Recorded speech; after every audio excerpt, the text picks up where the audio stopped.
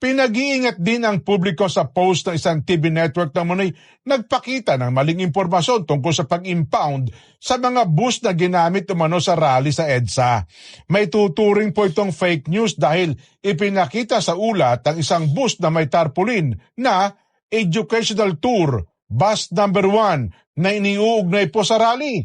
Ngunit natuklasan ng mga netizen na ang bus ay bahagi po ng educational tour ng Holy Rosary Academy sa Las Piñas City. Nanawagan din po sila sa media na tiyaking tama at beripikado ang impormasyon bago ito'y palabas. Hinimok din po nila ang publiko na maging mapanuri sa mga nakikitang balita upang maiwasan ang maling impormasyon.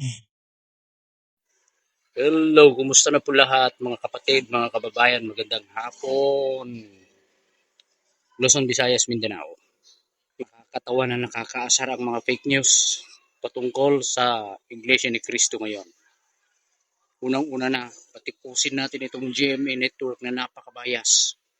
O ayan, yung post nila. Nakapokus sila sa isang basura lamang.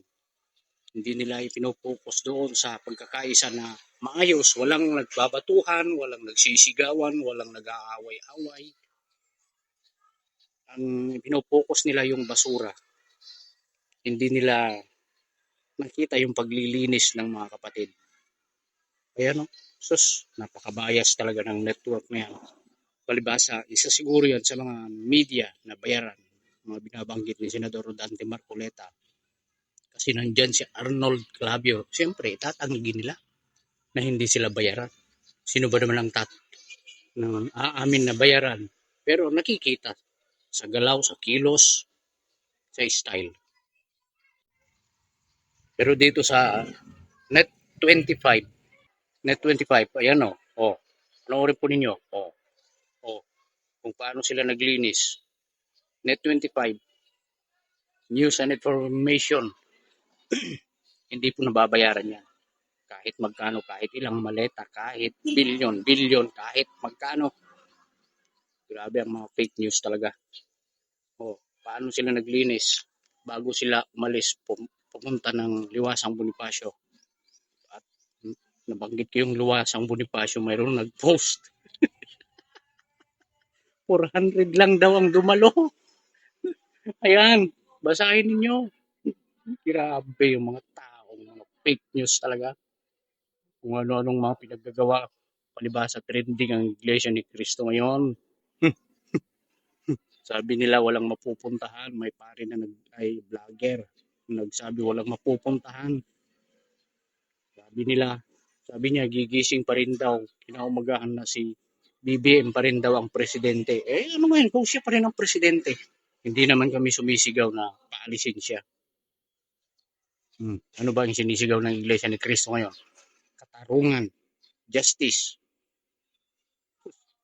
Grabe itong mga tao ito. Ay, naku po. Napakaraming fake news ngayon. Pero hanga ako sa paring ito. Ayan, basahin po ninyo. Nakikipagkaisa sa hangarin ng Iglesia ni Cristo. Tungkol sa isinasagawang rally. Sa mga susunod na araw, bibigyan natin ng isang reaksyon yung isang video na napanood natin tungkol sa political analyst na malamang ay babalik sa kasaysayan. 1986, People Power, EDSA Revolution ang nagaganap ngayon. Ito pa isa, binabayaran daw ang Iglesia ni Cristo, yung mga nagrally, binayaran daw ng 150 ang 150 daw bawat isa para lang dumalo sa rally. Panoorin po natin. So, siyempre, kung magsasabi, hindi ninyo paniniwalaan. Kahit magkano ibayad ninyo sa amin ng mga Iglesia ni Cristo, hindi ninyo madadala sa bayad na yan kahit milyon. Kami nga ang tumutulong, nagbibigay ng mga tulong sa mga nangangailangan, ng mga nasasalanta ng mga iba't ibang uri ng kalamidad. Kung kami, babayaran ninyo, hindi ninyo madadala sa ganyan. Ito, panoorin po natin. Sabi nila, binayaran daw itong mga ito ng tigwa 150 pesos. Tara, alamin natin kung totoo.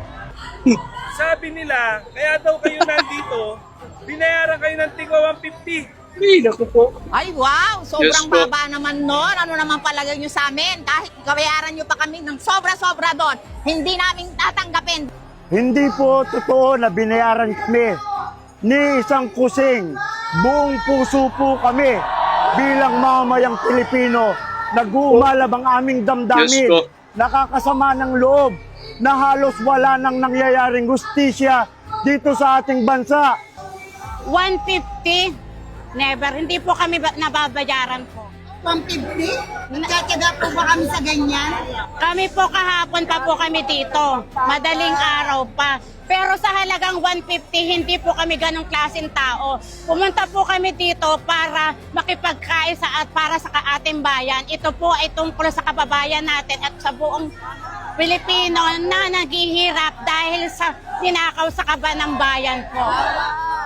Ito po kami, kasama ko buong pamilya ko. Nandyan yung mga anak ko para sila man mulat sa nangyayari sa ating bansa na kailangan po natin ng malaking pagbabago, mailabas ang katotohanan, mapanagot ang makakapal ng muka. Wala pa pong nababalik ha, for information, nandito po ang lahat ng media. Malalaman po ng buong Pilipinas kung ano po ang ginawa dito sa rally. Kung hindi po nabalik po yung cellphone, i-report ko po dito ang pagnanakaw. Ano bang ginawa sa inyo? Ano po, alantayin po natin hanggang di makabalik yung cellphone natin. Sino po ba yung nakawan, sir? Yung pulis po natin nandito, peacefully nag-document, hinablot po. So ganyan po ba ang malayang pamamahayag, may kasamang pagnanakaw? At galit po tayo sa magnanakaw, tayo rin mismo nagnanakaw. Meron po, may sinuntok po tayo sa mukhang pulis. Pagdating po nila, sinuntok po yung pulis natin sa mukha. Pero bakit daw po sinuntok, sir? Wala pong dahilan. Kami po ay nagbabantay lamang, ang amin lang po. Di ba natin inaresto, sir, yung sinunod? As much as possible po, we are exercising maximum tolerance. Ayaw po natin magkaroon ng scene, ayaw po natin magkaroon ng anything na gagamitin nila laban sa pulis. Kaya po, pinapanindigan po namin yan yung maximum tolerance. Kahit po sinasaktan ng pulis, kung kaya po namin i-injure yan, i-injure po namin yan. Pero sir, na-identify po ba natin kung sino-sino yung Meron po tayong pagkakilanlan. Sir, yung At gagawin po namin ng legal na ofensiba laban sa kanya. Yung nanuntok, sir, nakunan. Nakuha po natin ang mukha ng nanuntok. Pati po yun ang hampas na mga kawayan sa mga pulis. Sir, yung cellphone, paano siya sir nag-disperse? Yung cellphone po, inaantay po namin na ibalik. Pero nakita po natin kung anong klaseng tao yung mga nag-rally, nagnanakaw din pala. Sir, for the record lang, para clear lang, yung bakit ano yung tubig, ano sa lang layo? Yung tubig po, kung makita nyo po kanina, sana po nabidyohan nyo kung gaano kalaki yung apoy. Kami po, concerned po kami sa rallyista, baka may masunog po sa kanila, baka may ma-injury po sa kanila. Kapakanan po nila ang aming iniisip. Kaya po, nag-standby po kami dito ng tubig. Ngayon po, nung Yung mga ano po, nag-apula po ng apoy, kasama po ba yun sa kasi yun po yung ina-apula? sila po ay ang Bureau of Fire Protection. Okay. Trabaho po nila na mag-apula ng apoy. Matatawa ka na lang talaga. Mga fake news nagkalat. Sinasakyan nila ang kasikatan ng Iglesia ni Cristo. Bueno, maraming salamat po. Mag-iingat po tayo lahat.